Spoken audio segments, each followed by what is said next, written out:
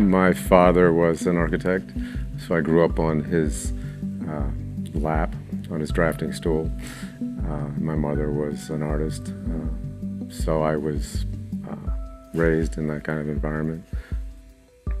Then went to art school, which was sort of a culture shock for me. The times were the 70s, which was also great change happening. And so I actually began to do sculptural work, which could have been something else, but there was this incredible lore of community through Chihuly. It was really about this familial learning, this community of learning. And when I think now back of what we were all doing when we were kids in the field and what people do now, but still it's about the ideas. Who cares what you're doing with it? What are the ideas behind it, and how do they affect people? How do they tie in? We need to engage in community. So I guess I've always been sort of trying to understand and seek out community and the unique way we all try to fit within them. So that's really the reason I came here to Wheaton even. This is an incredible institution which didn't exist 40-some years ago. We really try more and more to model it on an institution by and for artists. It's malleable and it's shapeable, and it's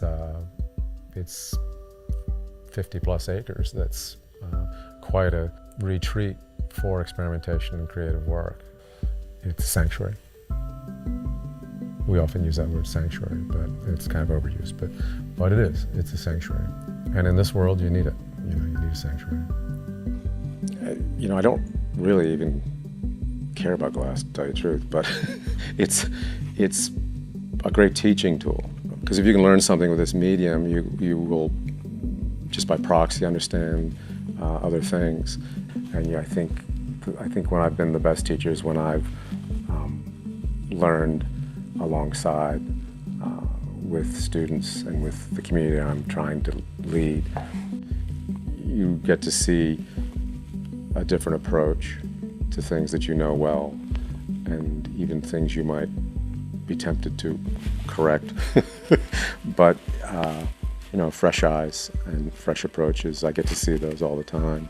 I mean, I look for earnestness and desire and engagement, and I just don't believe that if you apply those things that you're not going to come up with something that's valid. It's more about validity and engagement to me. Confidence and security and validity partially comes from the experiential, and comes from getting in there and trying and failing. I don't know, I don't like the word talent.